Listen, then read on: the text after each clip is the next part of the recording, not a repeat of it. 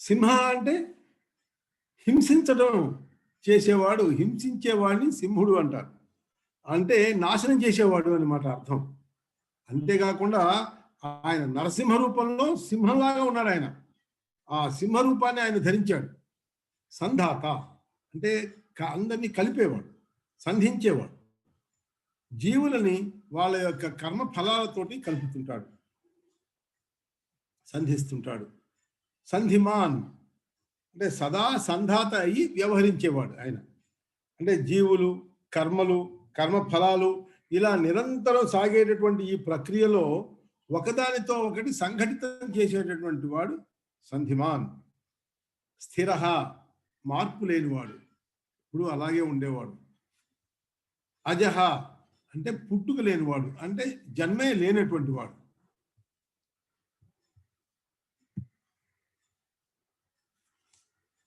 ఇది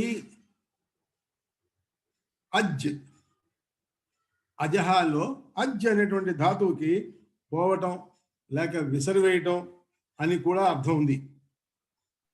కానీ అంటే అర్థం ఏంటి ఇక్కడ? భక్తుల హృదయాలకి లోపలికి పోయేవాడు ఈయన. అజుడు అంటే ఒక అర్థం మనం చెప్పుకున్నాం, పుట్టుక లేనివాడు అని, జన్మ లేనివాడు అని. ఇంకొకటి ఏంటంటే ఈ భక్తుల హృదయాల్లోకి పోయేవాడు, అదే దుష్టులైనటువంటి రాక్షసుల్ని దూరంగా విసిరి పారేసేవాడు, సంహరించేవాడు అని కూడా మనం చెప్పుకోవచ్చు. దుర్మర్షణ అంటే దుర్జనులు భరించలేరు ఈయన్ని. ఆయన తేజస్సుని మరి రాక్షసులు భరించగలరా? భరించలేరు. శాస్త అంటే శాసించేవాడు. వేదాలు ధర్మశాస్త్రాల ద్వారా అంటే శృతులు స్మృతులు ద్వారా సర్వలోకాలని నియంత్రించేవాడిని శాస్త అంటేవాడు, శాసించేవాడు అనమాట. విశ్రుతాత్మ విశేషంగా తెలియబడేవాడు. సత్యం, జ్ఞానం, అనంతం వంటి లక్షణాల చేత విశేషంగా మనం ఆయన గురించి మనం తెలుసుకుంటాం. సురారిహ దేవతల యొక్క శత్రువులని నాశనం చేసేవాడు. సురారి, సురుల యొక్క అరి అంటే శత్రువులు, వాళ్ళని నాశనం చేసేవాడు.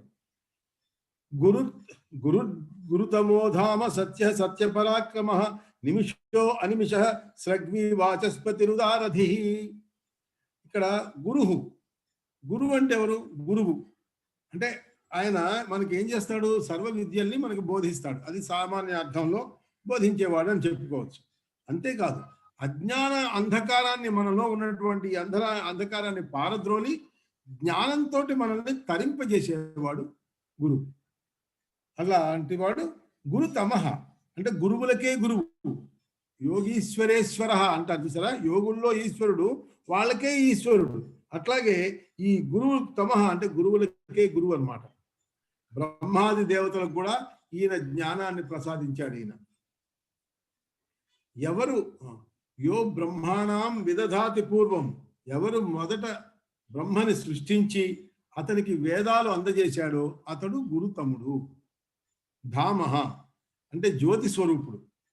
లేకపోతే ఇంకొకలాగా ఏం చెప్పుకోవచ్చు, ధామ అంటే సర్వులకి నివాస స్థానమై ఉన్నవాడు. అందుకనే దాన్ని పరంధామము అంటారు. అక్కడ ఉన్నట్టు ఆ నివాస, ఈయన ఉండేటటువంటి స్థానాన్ని పరంధామం అంటారు. ధామన్ అనే శబ్దానికి జ్యోతిష్ అని కానీ నివాస స్థానం అని కానీ రెండు అర్థాలు ఉన్నాయి. నారాయణ పరో జ్యోతి, ఇది నారాయణోపనిషత్తులో చెప్తున్నాడు. అంటే నారాయణుడు అన్నిటికంటే గొప్ప జ్యోతి ఆయన. పరంబ్రహ్మ పరంధామ అనేటువంటి భగవద్గీత వాక్యాన్ని బట్టి ఆయన్ని సర్వులకు ధామంగా మనం ఆలోచించుకోవచ్చు. అందరికీ ఆయనే ధామం. అంటే మనం చివరికి మనం అందరి ఆయన ధామాన్నే మనం కోరుకుంటాం, అక్కడికే వెళ్ళాలని మనం తాపత్రయపడతాం. సత్య అంటే సత్యస్వరూపుడు. అంటే తస్మాత్ సత్యం పరమం వదంతి, సత్యవచనమే పరమాత్ముడి యొక్క స్వరూపం, ఆయన యొక్క రూపం. అందువలన సత్యాన్ని అన్నిటికంటే ఉత్కృష్టమైనటువంటి ధర్మంగా మనం చెప్పుకుంటున్నాం. చెప్తారు పెద్దవాళ్ళు, ప్రాణావై సత్యం తేషాం ఏష సత్యం, అంటే ప్రాణాలే సత్యం. ఈ పరమాత్మ ఆ ప్రాణాలకే సత్యం. ఇది బృహద్ ఆరణ్యకోపనిషత్తులో నుంచి ఈ మాట. ప్రాణావై సత్యం తేషాం ఏష సత్యం అని. సత్యపరాక్రమ తిరుగులేని అంటే నిష్ఫలం కాని పరాక్రమం, తిరుగులేని పరాక్రమం కలిగినటువంటి వాడు సత్యపరాక్రముడు. నిమిష, నిమిష అంటే కనురెప్పలు మూసుకుని ఉండటం అనే అర్థం. ఎందుకంటే దేవతల్ని అనిమిషులు అంటున్నారు. అనిమిషులు ఎందుకంటున్నారు? కనురెప్పలు మూయబడవు కాబట్టి వాళ్ళని అనిమిషులు అంటున్నారు. అంటే నిమిషులు అంటే ఏంటి? కనురెప్పలు మూసుకుని ఉంటాడు. ఈయన కనురెప్పలు మూసుకుని ఎప్పుడు ఉంటాడు? యోగ నిద్రలో ఉంటాడు. యోగ నిద్రలో ఉన్నప్పుడు ఆయన కను పైన ఈ రెప్పలు కాదు, అంతర్దృష్టి కలిగినటువంటి వాడు ఆయన. అలాంటి అందుకని ఆయన నిమిష అంటారు. నిమిషో అనిమిష. అక్కడ అనిమిష అంటే కనురెప్పలు మూయని వాడు. ఈయన కనురెప్పలు కూడా మూయడు. ఎప్పుడు కూడా తన యొక్క ఆత్మతత్వంతో నిరంతరం జాగరూకతోటి ఎప్పుడు జాగ్రత్తగా అప్రమత్తుడై ఉంటాడనమాట ఆయన. ఇది ఒక అర్థం. ఇంకొక అర్థంలో ఈయన కళ్ళు తెరిచే ఉంటాడు అంటే ఎలా తెరిచి ఉంటాడు? మత్స్యావతారం ఎత్తాడు కదా ఆయన. ఆ సోమకాసురుని చంపినప్పుడు ఆయన మత్స్యావతారం. అక్కడ మరి మత్స్యం ఎప్పుడైనా కళ్ళు మూసుకుంటుందా? కళ్ళు మూసుకోదు. అది కనురెప్పలు మూయదు. అలా కూడా ఈయనకి ఆ రెండవ అర్థం అలా చెప్పుకోవచ్చు మనం. స్రగ్వి, స్రగ్విని అంటారు, స్రగ్వి అంటారు. స్రగ్వి అంటే ఏమిటి? వైజయంతి మాల. అది ఎప్పుడు వాడిపోదు. అట్లాంటి మాలని సదా ఆ పూలమాలని ఎల్లప్పుడూ ధరించినటువంటి వాడు అనమాట. అసలు ఈ వైజయంతి మాల పంచభూతాల యొక్క తన్మాత్రాల చేత తయారు చేయబడింది ఈ వైజయంతి మాల. దాన్ని ధరించిన వాడు ఈయన. దానికి అస్రగ్వి అని పేరు. వాచస్పతి రుదారథి, ఇది రెండు పదాలు ఉన్నాయి, ఒకే పదం కింద కూడా మనం వాడుకోవచ్చు. వాచస్పతి అని అక్కడ ఆపేస్తే అది వాక్కుకి అధిపతి అని ఒక అర్థం. ఉదారథి అంటే సర్వజ్ఞుడు, అన్నీ తెలిసినవాడు అని. ఈ వాక్కుకి అధిపతి అయినటువంటి ఈయన చైతన్యంగా ఉంటాడు కదా, మరి సర్వాన్ని గ్రహించగలిగినటువంటి బుద్ధి కలవాడు కాబట్టి సర్వజ్ఞుడు. అందుకని ఈ రెండు నామాలు కలిపి ఒకే నామంతో చెప్తారు. అగ్రణీ గ్రామణి శ్రీమాన్ న్యాయో నేత సమీరణ సహస్రమూర్ధ విశ్వాత్మా సహస్రాక్ష సహస్రపాత్.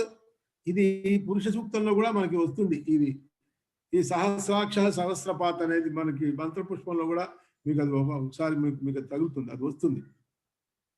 అగ్రణీ అంటే మోక్షానికి తాపత్రయపడేటటువంటి వాళ్ళని సదా పైకి తీసుకెళ్లేటువంటి వాడు, పరమపదానికి తీసుకెళ్లేవాడు అగ్రణి, ఆయన మహావిష్ణువు.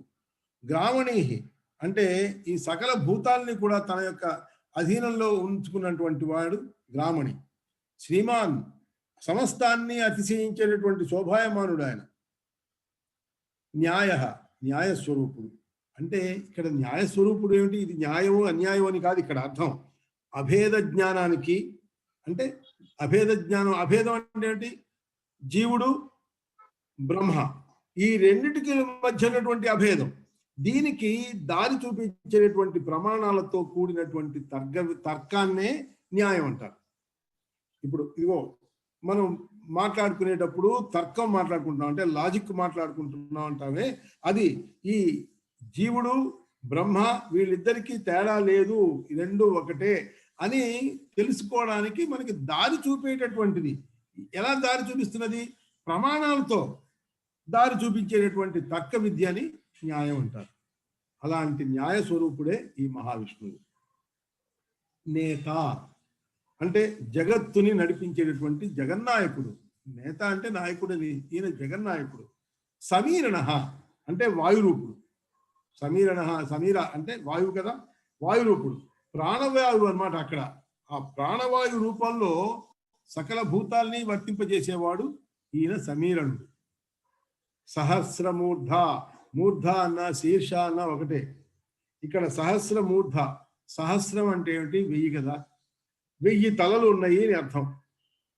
అంటే ఇక్కడ 1000 తలలు అంటే 1 2 3 4 980 999 1000 అనే లెక్క కాదు, అనేకము అని అర్థం. ఇక్కడ ఎందుకన్నా కూడా మనకి ఇది సహస్రం అంటే అనేకం అని ఎందుకనేది కూడా మనకి ఇక్కడ తెలుస్తుంది.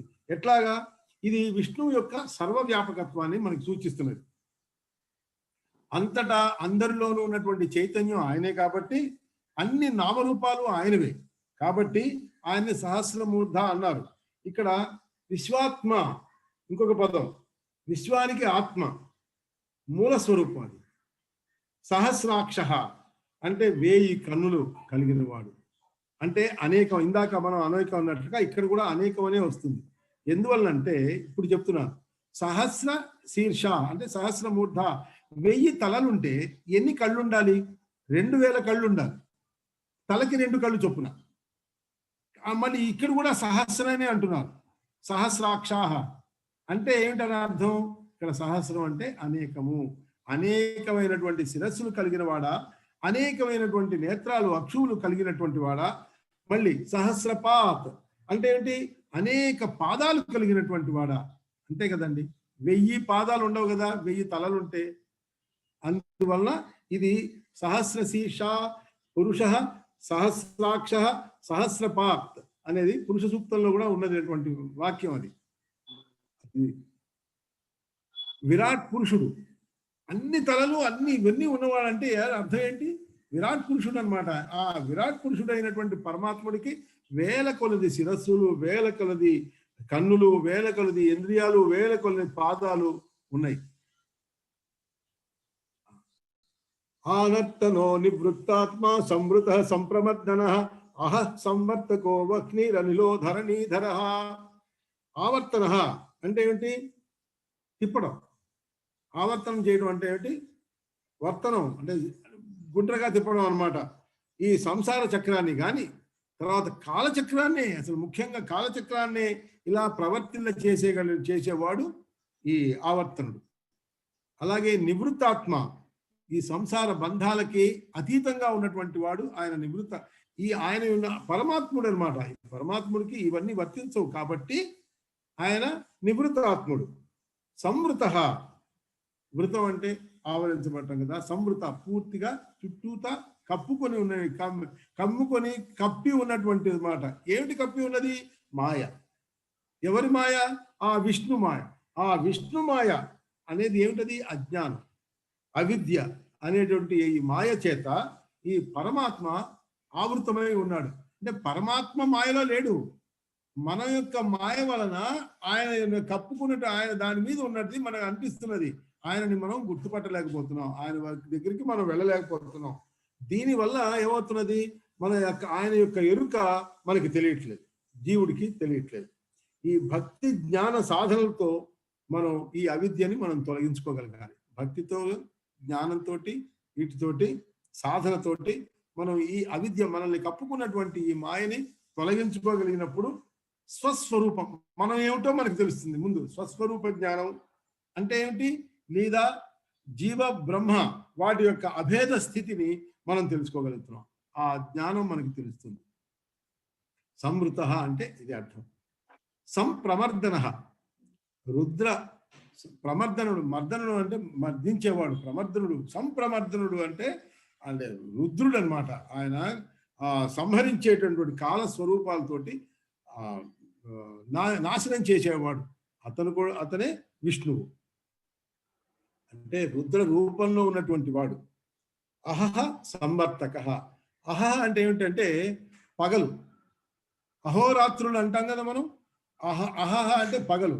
అంటే సూర్యుడి రూపంలో మనకి కాలాన్ని, రాత్రి పగలు, ఈ పగలుని మనకి తెచ్చిపెట్టేవాడు. అంటే ఈ పగలు కలగటం అంటే ఏమిటి? మనకి జ్ఞానం కలగటం అన్నమాట.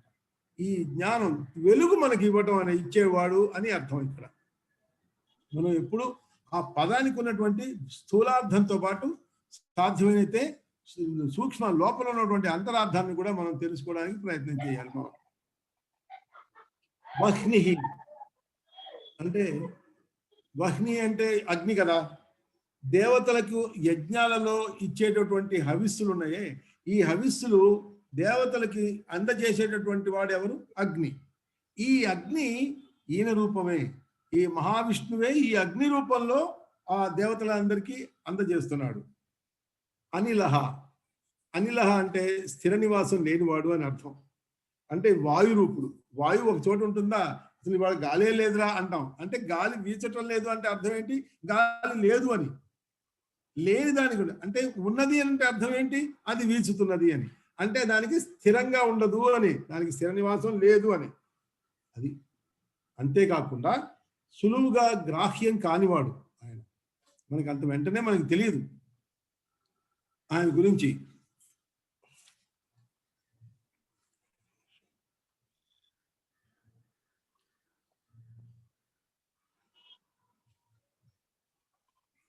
ధరణీధర అంటే ధరణిని ధరించినవాడు. ధరణి అంటే భూమి. ఈ భూమిని ధరించినవాడు ఎవరు? ఆదిశేషుడు ధరించాడు. ఆది వరాహ రూపంలో ఈయనే ధరణిని, భూమిని మోసాడు ఆయన. వాళ్ళు కూడా, అతను కూడా. తర్వాత ఇంకా కొంత ఇంకా వెళితే దిగ్గజాలు ఉన్నాయి. ఆ దిగ్గజాలు అవి కూడా భూమిని మోస్తూ ఉన్నాయి. ఇవన్నీ కూడా ఈయన యొక్క రూపమే. ఆ విష్ణువు యొక్క శక్తే వాళ్ళందరిలోనూ ఉన్నది. సుప్రసాద సుప్రసాద ప్రసన్నాత్మ విశ్వధృక్ విశ్వభుక్ విభు సత్కర్త సత్కృత సాధు జహ్నుర్నారాయణో నరః. సుప్రసాద అంటే ఏమిటి? మంచి ప్రసాదం అనే కదా అర్థం. అంటే శుభప్రదమైనటువంటి అనుగ్రహం. అదే ఆయన యొక్క స్వభావం. ఆయన స్వభావంలో నీకు అనుగ్రహించాలి నిన్ను అనే ఆయన ఎప్పుడూ అనుకుంటుంటాడు.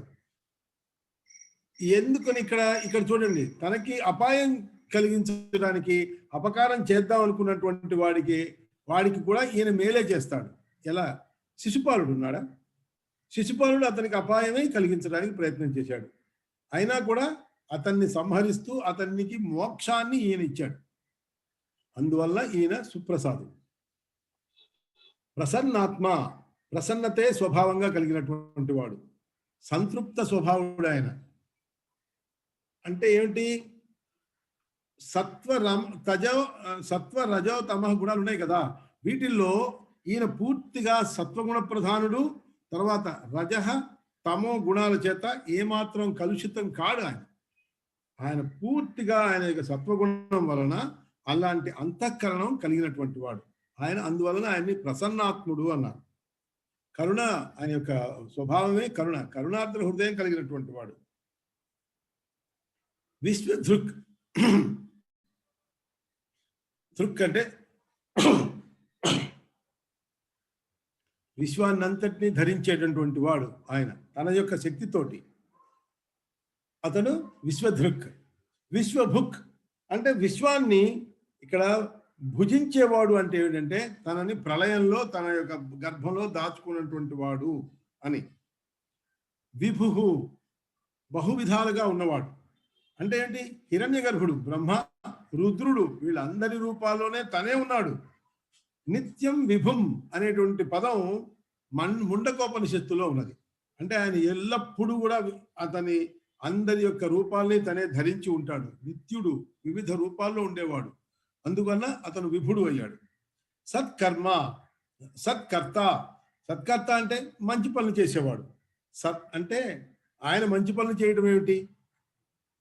మనం చేసేటటువంటి సత్కర్తలకు మనకి సత్ ఫలితాలు ఇస్తాడు. మనం మంచి పనులు చేస్తూ ఉంటే మనం సత్కర్తలం అవుతాం. అటువంటప్పుడు మనకేమి ఇస్తాడు? మనకి సత్ ఫలితాలు మనకి ఇస్తాడు అతను. అందువల్ల అతను సత్కర్త అయ్యాడు. సత్కృత. సత్కృత అంటే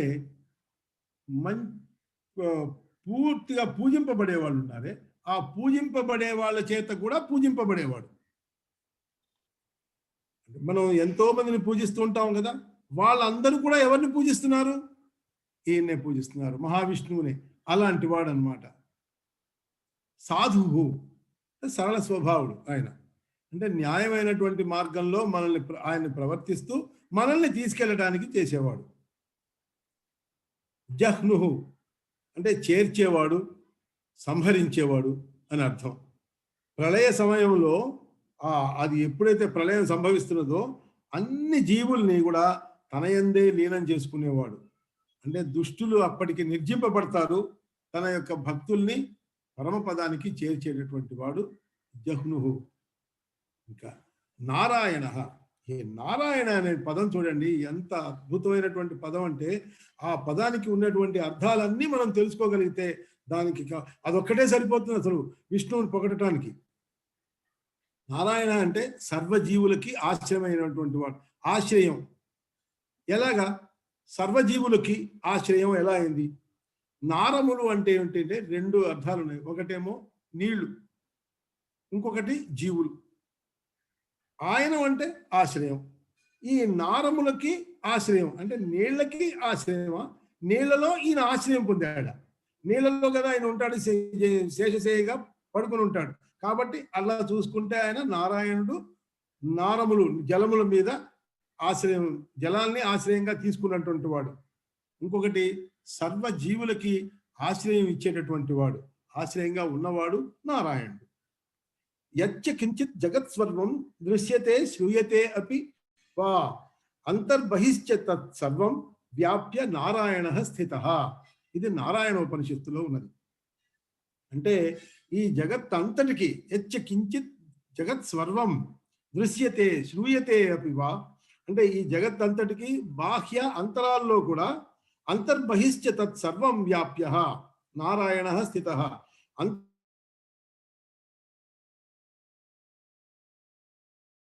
నారాయణీత తతో విదుః తాన్యేవ చాయనం తస్య తేన నారాయణ స్మృతః. ఇది మహాభారతంలో ఉంది. తత్వాలు ఇవి ప్రవర్తనలు నరుడి యొక్క ఆత్మ నుంచే ఉద్భవించాయి, జన్మించాయి. అందువలన ఈ తత్వాలని నారములు అని అన్నారు. ఎందుకని? ఈ ఆత్మలోంచే ఉద్భవించినాయి కాబట్టి వీటిని నారములు అని తెలుసుకుంటున్నారు. వాటి యందు ఈ తత్వాలలో ఆయన నివసించడం వలన ఆయన్ని నారాయణుడు అన్నారు. ఇక్కడ ఇంకొకటి తైత్తిరీయోపనిషత్తులో ఉన్నది ఏమిటంటే యత్ ప్రయంతి అభిసంవిశంతి. మరణించిన జీవులు ఎవరి యందు ప్రవేశిస్తున్నారో అతడే నారాయణుడు. యత్ ప్రయంతి అభిసంవిశంతి. ఆపో నారా ఇది ప్రోక్తాః ఆపో వై నరసూనవః తా యదస్యాయనం పూర్వం తేన నారాయణ స్మృతః. ఇది మనుస్మృతి. ఇప్పుడు ఆపహ అంటే నీళ్లు. ఇది మనం సంధ్యావందనం వాటిలోనూ ఏదో చెప్పుకున్నప్పుడు అంతా ఎప్పుడు పడితే మనకి ఆపహ అనగానే అది మనకి ఆ నీళ్లు అనే సంగతి, జలం అనే సంగతి మనకు తెలుస్తుంది. ఈ జలాల్ని నారములు అని చెప్తున్నాం కదా, చెప్పబడుతున్నాయని చెప్పుకున్నాం కదా. ఎందుకంటే జలములు నరుడు అంటే పరమాత్ముడే కదా నరుడు, ఆ పరమాత్ముడి యొక్క సంతానము. ఈ అందువలన దాని నారములు అంటున్నామే, నరుడు యొక్క సంతానములు కాబట్టి ఇవి జలములు, ఇవి నీరు. మొదట ఆయనకు అవే ఆయనములుగా ఉన్నాయి. మొట్టమొదట ఆయనకి ఆయనములుగా అంటే మొత్తం పూర్తిగా సృష్టి ఆద్యంలో అంతా జలమనే చెప్పుకున్నాం కదా. అంతా జలంలో ఉన్నప్పుడు దాంట్లోనే ఈ చిన్న ఈ వటవృక్షపు ఆ చిన్న ఆకు మీద కూడా ఆయన తేలుతూ ఉన్నాడే, ఆ చిన్న నారాయణుడు మూర్తి, అతను ఆ కృష్ణుడు, శ్రీకృష్ణుడు. ఇదంతా కూడా ఈ ఆశ్రమం ఆయనకి జలాలే ఇచ్చినాయి, జలాలే ఆయనకి. అందువలన ఆయనములుగా ఆయన ఉన్నందువలన అంటే ఉపాధులుగా ఉన్నందువలన ఈ పరమాత్మ నారాయణుడు అని చెప్పబడుతున్నాడు. నారాయణాయ నమః ఇత్యమేవ. ఇది వినండి, ఇది ఎంత గొప్ప ఇది శ్లోకం ఇది. నారాయణాయ నమః ఇత్యయమేవ సత్యః సంసార ఘోర విష సంహరణాయ మంత్రః. సంసారంలో ఉన్నటువంటి ఘోర విషంని సంహరించేటటువంటి మంత్రంట ఇది. ఏమిటిది? నారాయణాయ నమః అనేటువంటి మంత్రం. ఇత్యయమేవ సత్యః, ఇదే సత్యం, ఇది తెలుసుకోండి. శృణ్వంతు అంటే వింటే భవ్యం అతయో యతయో అస్త రాగాః ఉచ్చైస్తరాం ఉపదిశ ఆం అహం ఊర్ధ్వబాహు. అంటే నేను, అహం అంటే నేను, ఊర్ధ్వబాహువు చేతులు పైకెత్తు చెప్తున్నాను. ఉచ్చైస్తరా పెద్ద గొంతుకుతో చెప్తున్నా నేను. ఏమని? వినండి. నారాయణ అనేటువంటి నారాయణాయ నమః అనేటువంటి మంత్రం, ఈ మంత్రం మాత్రమే జనన మరణాది రూపమై ఉన్నటువంటి ఈ సంసారపు ఘోర విషాన్ని తొలగించగలదు. ఓ ధర్మాత్ములారా, ఓ సాధు జనులారా, ఇదంతా మీరు వినండి. ఈ మంత్రాన్ని నేను ఉచ్చైస్వరంతో నేను చెప్తున్నాను, చేతులెత్తి వినండి వినండి అని చెప్తున్నాడు. ఇది నరసింహ పురాణంలో వచ్చినటువంటి ఇదన్నమాట.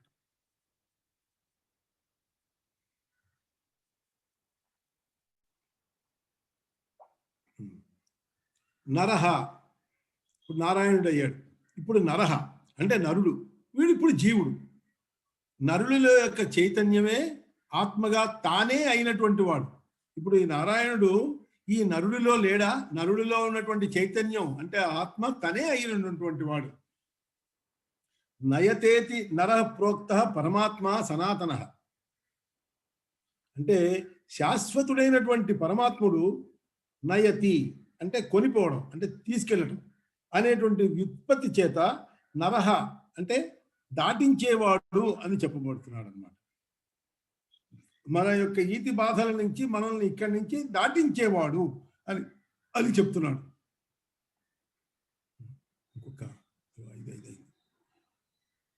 ఒక్క శ్లోకం చెప్పుకుందాం. అసంఖ్యేయో అప్రమేయాత్మ విశిష్ట శిష్టకృచ్ఛుపి సిద్ధార్థ సిద్ధ సంకల్ప సిద్ధిద సిద్ధి సాధన.